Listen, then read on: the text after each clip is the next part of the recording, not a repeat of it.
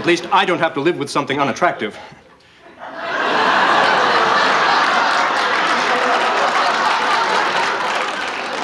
Can you imagine Frasier without Niles, Martin, and Roz?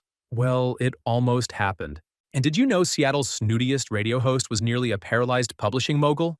Get ready for 25 wild facts you never knew about Frasier. Fact number 1, the Boston Escape. After playing Frasier on Cheers for nearly a decade, Kelsey Grammer was ready for a spinoff, but he had one non-negotiable demand: 0 ties to Boston. He didn't think fans would ever invest in the new show if it felt like a cheap continuation. They'd just see Frasier ordering a beer in a new pub. Grammer was adamant that the character needed a clean slate and a whole new identity. 6 months ago, I was living in Boston. My wife had left me, which was very painful. Then she came back to me, which was excruciating. That meant writers had to abandon all other East Coast concepts and move him to a city that felt intellectual but isolated: Seattle. This move liberated the show and allowed it to explore Frasier's identity crisis, which became the emotional core of the series. It appears you have come to some sort of crossroads. Oh, that's a nice, tidy little way of saying I'm in hell.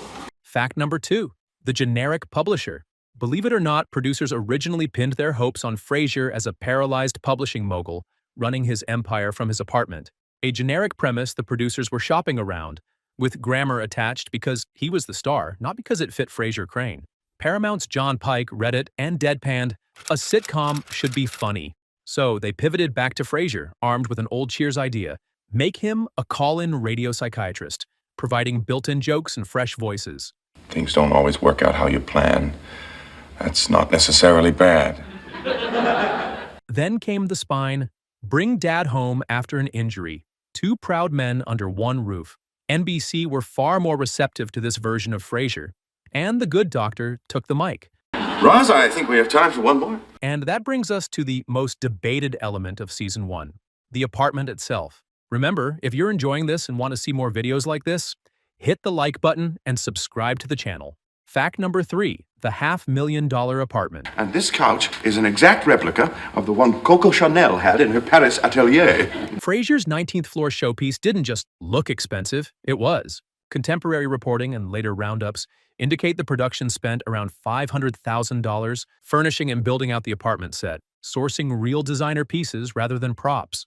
Documented items include a Chanel-inspired suede sofa, estimated $15,000 to $20,000, an Eames lounge chair, a Pasto sideboard at $3,200, and high-end art such as a Dale Chihuly sculpture for around $27,000, and a Julian Schnabel painting for more than $20,000. Niles, be careful with that. That's a Wasili! The splurge was intentional. Production designer Roy Christopher stressed making the space believable and reflective of Frasier's cultivated taste. Fact number 4, the 2-bedroom myth.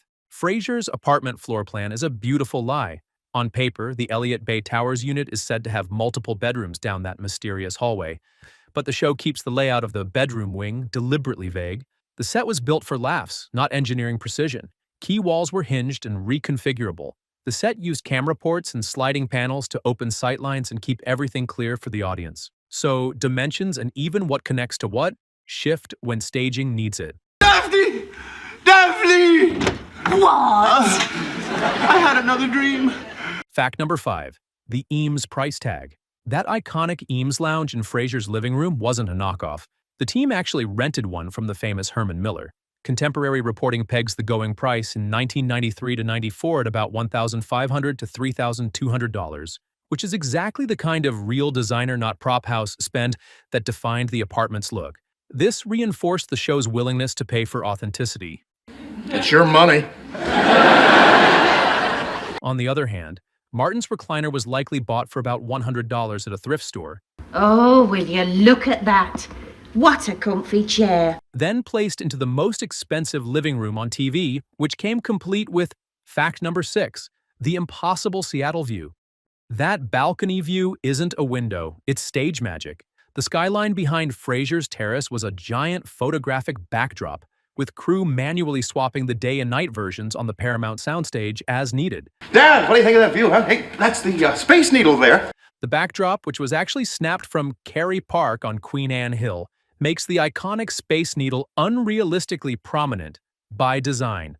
So no, it's not a real-time vista, but it sure is spectacular. Oh, thanks for pointing that out. Being born and raised here, I never would have known.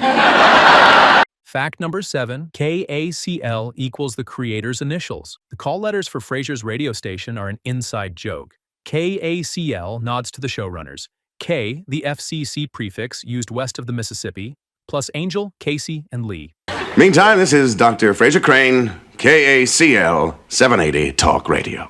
The homage is confirmed in anniversary interviews, and it's there from the pilot, baking the creator's signature into every episode, right from day one.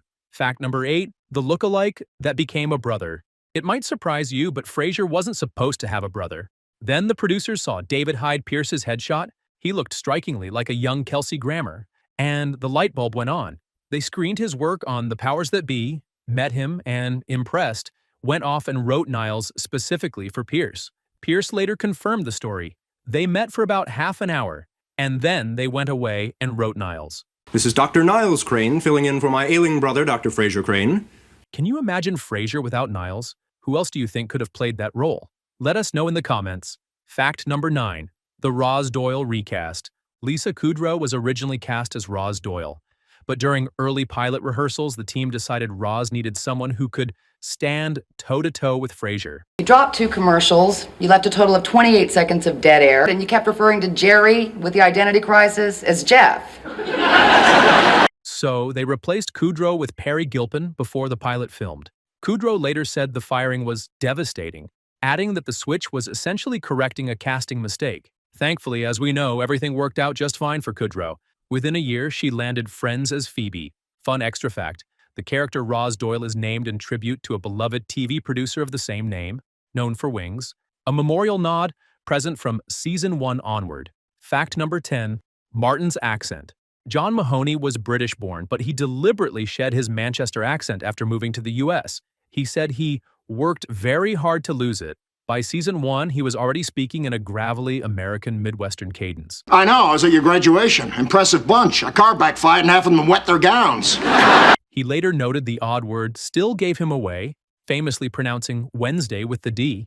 Fact number 11, the Eddie effect. Add a Dog was a strategy for NBC. Their dial testing showed audience scores jump with babies, cute kids, or dogs, so the creators added Eddie and he instantly became a phenomenon. Moose, a high-energy Jack Russell from Florida taken in by Birds and Animals Unlimited, won the role after a small pooch casting call. His signature move early on was unnerving grammar with that stare. He's weird! Gives me the creeps! All he does is stare at me! By December 1993, mid-season 1, he'd landed an Entertainment Weekly cover and NBC was receiving hundreds of fan letters each week addressed to him. Trainer Matilda DeCagni built the famous Eddie stare with off-camera cues. And when the scene called for nuzzles or licks, the team used trade tricks like sardine oil. Fact number 12, Daphne's psychic gift. From the pilot onward, Daphne proudly calls herself a bit psychic. It's not like I can pick the lottery. If I could, I wouldn't be talking to the likes of you two now, would I? Season 1 plays Daphne's gift as a character quirk wrapped in ambiguity. She'll toss out a hunch. Sometimes it lands uncannily, sometimes it's there for the laugh. The writers keep it playful rather than supernatural. As the series matures, the thread softens but never goes away entirely. Can I get you an aspirin, Daphne? Oh, no, I'm afraid those are useless. This is one of me psychic headaches. And yet, somehow, even after number 20 on our list, she never suspects Niles has a crush on her. Fact number 13, Niles's fastidious tics. Speaking of which, Niles's signature move, wiping the chair with a handkerchief, wasn't in the script. Director James Burrows suggested it during an early Cafe Nervosa rehearsal, and Pierce ran with it. Must be a riot on camping trips. That single bit unlocked Niles. Fastidious, germ-averse, hyper-controlled. From there, Pierce layered on more, the hanky, the delicate perching, the compulsive straightening, and the writers began building scenes to showcase his fussiness. Fact number 14, the first Maris mention. Niles' wife Maris enters the series in the pilot via Niles and Frasier's dialogue. I like her from a distance. You know, the way you like the sun. She's sketched immediately as frosty and exacting. Maris is like the sun, except without the warmth. Despite looming large, Maris never actually appears on screen, a running gag the writers just kept on running with. much like our next entry. Fact number 15, the callers were stars. From the pilot onward, the phone lines were stacked with ring-in cameos. Season 1 alone features Linda Hamilton and Griffin Dunn in the premiere, followed by Christopher Reeve, Patti LuPone, Jeff Daniels, Eddie Van Halen, Carl Reiner, Jay Leno, Ben Stiller, Mel Brooks, Elijah Wood, and many more. Frankly, Dr. Crane, I find that advice patronizing, simplistic, and in all candor uninspired. The producers later said that once the idea caught on, people were dying to do it, and they'd often record from wherever the celebrity happened to be. Season 1 set the template for the show's long-running famous Voice on Line 1 tradition. Who was your favorite caller from the entire series? And would you like to see an entire video dedicated to the show's famous callers? Like and subscribe if you would. Fact number 16, Martin almost didn't exist. The father-son axis of the series is crucial from the very first moments. One NBC exec once suggested cutting Martin after an early run-through, but the team held firm. So what you're saying is you want to be closer to Dad, but you don't actually want him around. So we could have had a series without Niles and Martin. What do you think? Is there any way that could have come anywhere close to Frasier's greatness? Fact number 17. The first Emmy and a record streak begins. Right out of the gate, Season 1 captured the 1994 Emmy for Outstanding Comedy Series, beating Home Improvement, Mad About You, Seinfeld, and The Larry Sanders Show. That win launched 5 straight victories, 1994 to 1998, a run later matched only by Modern Family, 2010 to 2014, and helped Frasier towards its record haul of 37 primetime Emmys overall. Fact number 18, Lilith's solo visit in Season 1. Bebe Neuwirth appears just once in Season 1, the show where Lilith comes back, Episode 16. The episode reopens the wound of their divorce and teases a reunion. I could stay like this all morning. Me too. But the door slams shut again, reinforcing why Frasier is in Seattle starting over, rather than back in Boston with Lilith. It tests his resolve, gives closure to the Cheers chapter, and establishes their future dynamic, profound chemistry, mutual respect, and hard boundaries. But there was no hard liquor thanks to fact number 19, the sherry rule. I'll just go pop this in the fridge. Sherry, Niles? Thank you. On Frasier, the sherry had to be camera-friendly and endlessly repeatable. TV shows almost never pour real alcohol, so the prop team used a safe stand-in in that trademark decanter. This sherry is exquisite. Oh, thank you. It's an Andalusian Amontillado I'm rather fond of. Apple juice, grape juice, iced tea. That's why it often reads pale in the glass. Think fino manzanilla, even when the dialogue name-checks darker styles like Amontillado. The on-camera rule was clarity and continuity first, authenticity second. Fact number 20, the storm that almost happened. A Midwinter Night's Dream, Season 1, Episode 17, traps Niles and Daphne together during a windstorm and pushes their chemistry to the edge. Well, he's a fool, Daphne, and if he can't appreciate you, then you're better off without him. This episode gives us the first real acknowledgement of his crush on Daphne, a first tour of the Crane mansion, and a near kiss that redefines the triangle with Maris. Fact number 21, the real-time finale. My Coffee with Niles, Season 1, Episode 24, plays out in real time at Cafe Nervosa, a bottle episode that riffs on My Dinner with Andre. It boils Season 1 down to one question.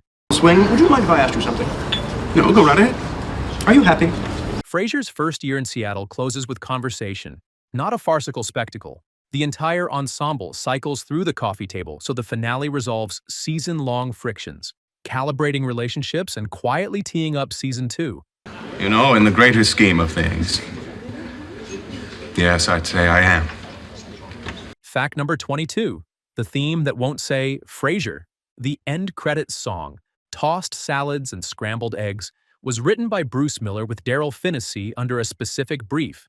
Don't mention psychiatry, radio, or Frasier by name. Hey baby, I hear the blues are calling, tossed salads and scrambled eggs. The metaphors, the blues are calling, mixed up. A nod to his call-in patience without spelling anything out. Kelsey Grammer sang it and recorded multiple rotating taglines. Fact number 23, the closing credits tag. Every episode ends with a short, silent visual gag under tossed salads and scrambled eggs. These tags, Frasier washing Eddie, Niles battling a cork, Raw's wrangling callers were shot like short, silent gags. They were often used to button a subplot, giving each week a fresh little curtain call. Fact number 24, Seattle's ever-changing skyline. Season 1 also launched the changing Seattle skyline title, tiny variations each episode, lights, colors, occasional animations, as a subtle running joke before the episode starts. Fact number 25, ratings and fast renewal. Season 1 wasn't just acclaimed, it finished number 7 in the ratings for 1993 to 94 with a phenomenal 16.8 Nielsen rating among U.S. households. NBC locked it in for the next season before the finale aired, announcing a fall schedule shift on May 14, 1994. The Season 1 finale aired May 19, 1994. Anchored in NBC's must-see TV block after Seinfeld, it held audience week to week, convincing executives they had a broad breakout comedy, not a niche spinoff. And they were not wrong. This is Dr. Frasier Crane, wishing you good mental health. That's it for our first Frasier video, the first of many. If you liked it, please hit the like button and subscribe to the channel for more, and so you never miss out.